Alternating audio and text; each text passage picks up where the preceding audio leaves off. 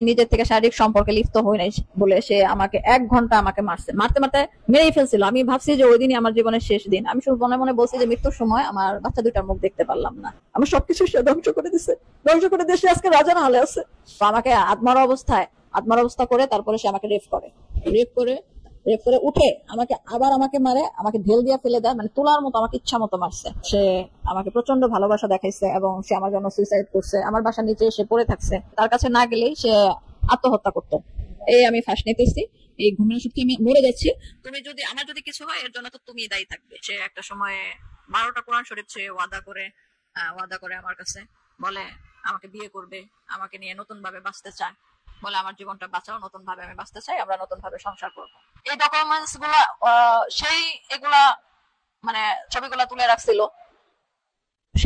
তুলে রাখছিল আমাকে সেখান থেকে, তার ওইখান থেকে পাঠাইছে, বলছে যে তার চাকরি বা কোনো কিছুর যদি আমি বিন্দু মাত্র কাউকে প্রকাশ করি, বলি বা জানাই তারা আমার বিষয়ে, তাহলে সে আমাকে ভাইরাল করে দিবে। আমার কিন্তু লাইফ রিস্ক আছে এখন বর্তমানে।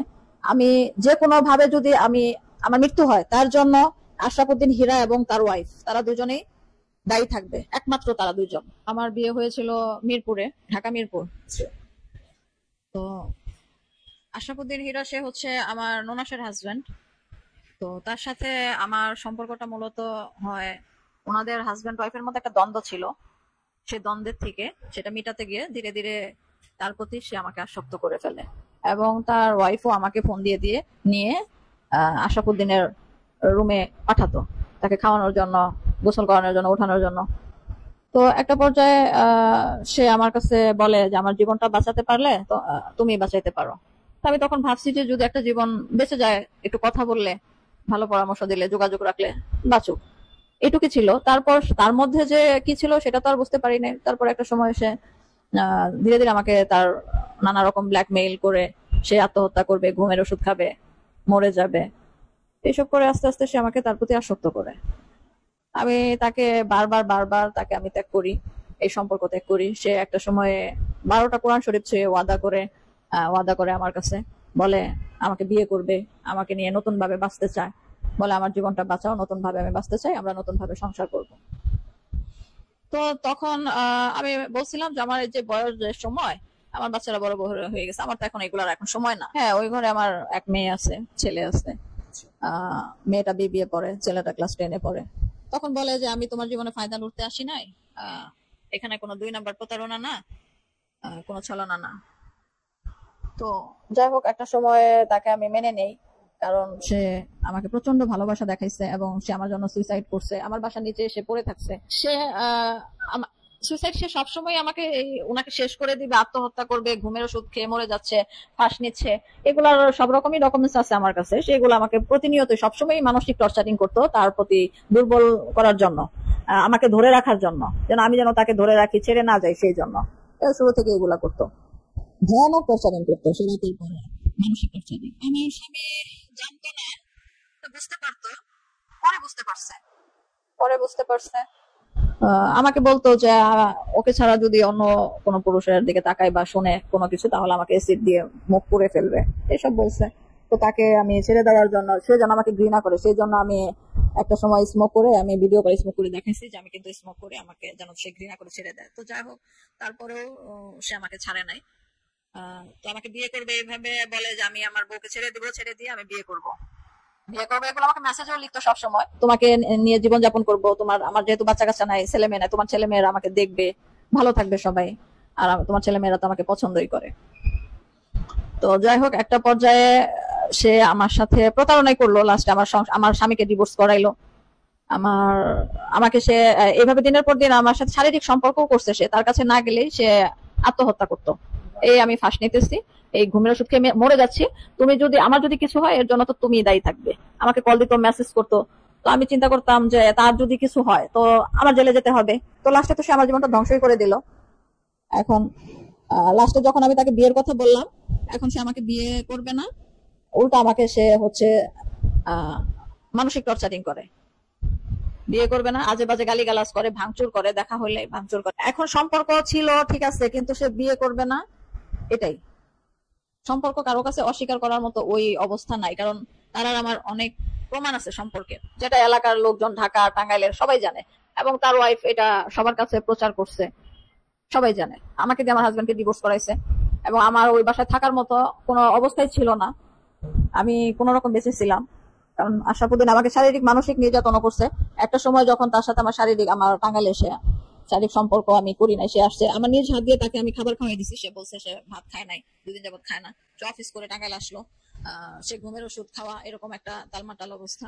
তো আমি আমার বাসা থেকে লুকোচুরি করে আমি বের হয়েছি, বলছি হসপিটালে আমার শ্বশুর বাড়ির আত্মীয় আছে, তাদের জন্য খাবার নিয়ে যাই। এই কথা বললাম আমি আশরাফুদ্দিনের জন্য খাবার নিয়ে যাই একটা রিসোর্টে। তখন সেখানে তারা আমি নিজ হাতে খাবার খাওয়াই দেওয়ার পরে সে তার সাথে আমি নিজের থেকে শারীরিক সম্পর্কে লিপ্ত হই নাই বলে সে আমাকে 1 ঘন্টা আমাকে মারছে, মারতে মারতে মেরেই ফেলছিল। আমি ভাবছি যে ওই দিনই আমার জীবনের শেষ দিন। আমি শুধু মনে মনে বলছি যে মৃত্যুর সময় আমার বাচ্চা 2টার মুখ দেখতে পারলাম না, শুধু এটাই বলতেছি। আমাকে মেরে অজ্ঞান করে ফেলে, আবার উপর থেকে পানির বোতল থেকে পানি ঢেলে জ্ঞান ফেরার পরে আবার সে মারে এইভাবে, এবং দেয়ালের মধ্যে আমার মাথা বাইরে, এবং আমার বারবার গলা চিপে ধরছে। লাস্ট এক পর্যায়ে আমার একটা কান নষ্ট হয়ে যায়। তো আমার বুকে ব্যথা শুরু হয়ে যায়, নিঃশ্বাস নিতে পারি না। তখন ও বলে যে এই তুই এখানে মরলে তো আমি জেলে যাব, আমি ফেসে যাব, এই চল তোরে হাসপাতালের সামনে ফেলে রেখে যাই, এই কথা বলে। তো আমাকে আত্মার অবস্থা করে তারপরে সে আমাকে রেপ করে উঠে আমাকে মারে, আমাকে ঢেল দিয়ে ফেলে দেয়, মানে তোলার মতো আমাকে ইচ্ছা মতো মারছে। আমার 2টা কানে, মানে ডান কানটা নষ্ট হয় নাই, 2 কানে আর কি থাপড়াইছিল প্রচুর, গালে টালে। মানে আমি নিজের থেকে তার সাথে সম্পর্ক করলাম না, সেই জেদে।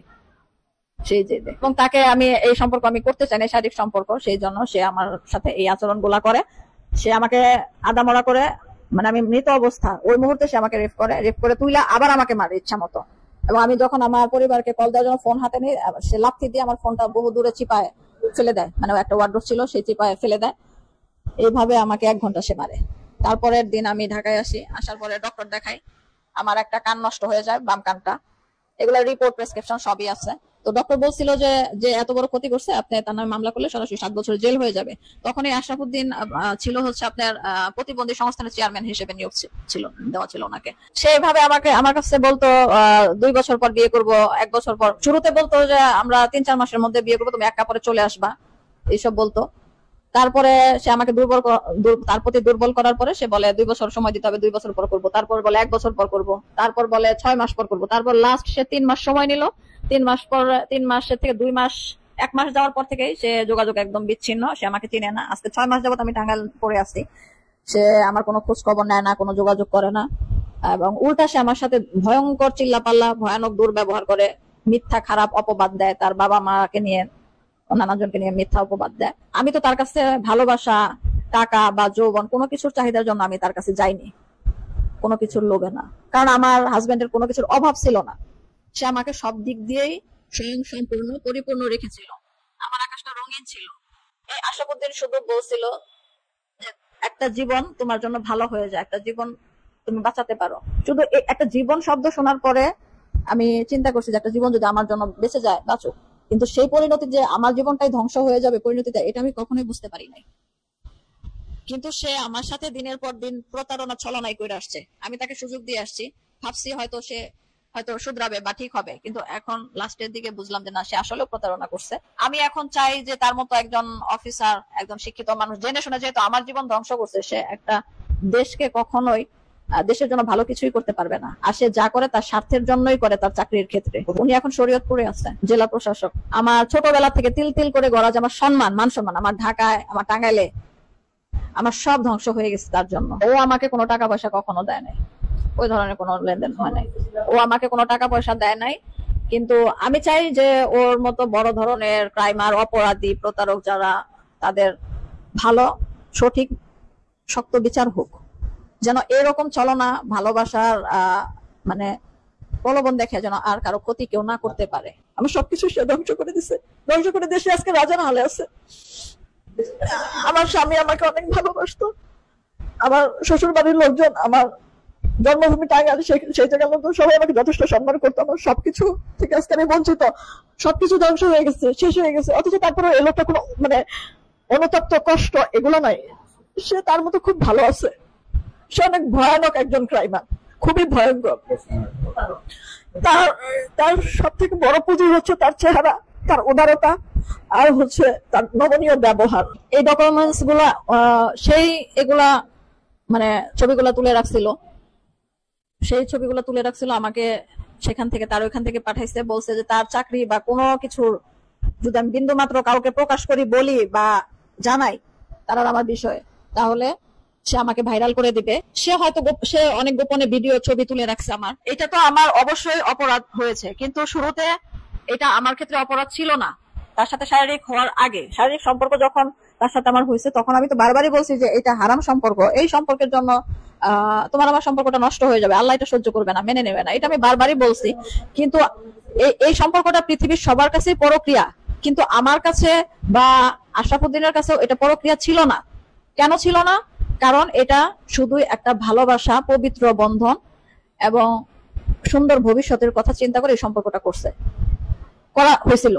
কিন্তু তার মধ্যে শারীরিক সম্পর্কটা যখন হইলো, তখন তো আমি তাকে বারবারই বলছিলাম যে এই সম্পর্কটা হারাম, নাজায়েজ, এই সম্পর্কের জন্য ধ্বংস হয়ে যাব এবং এই ভালোবাসার সম্পর্ক থাকবে না। সে বলতো না, বিয়ে করতে হইলে শারীরিক সম্পর্ক করতে হবে, যত শারীরিক সম্পর্ক করব বিয়েটা তাড়াতাড়ি হবে। সে এখন তার নানান লোকজন দিয়ে সবসময় আমাকে মেরে ফেলার হুমকি দিচ্ছে এবং বলে যে আমি এখন যদি বিয়েও করি, তাহলে বিয়ে করার পরে মেরে ফেললাম বা 6 মাস পর ছেড়ে দিলাম। এখন সে এইসব কথা বলতেছে। আমার গায়ে কেন হাত দিল, কেন আমার ইজ্জত নষ্ট করলো? সে আমার গায়ে হাত তুলতো, ভাঙচুর করতো আমি তার সামনে গেলে।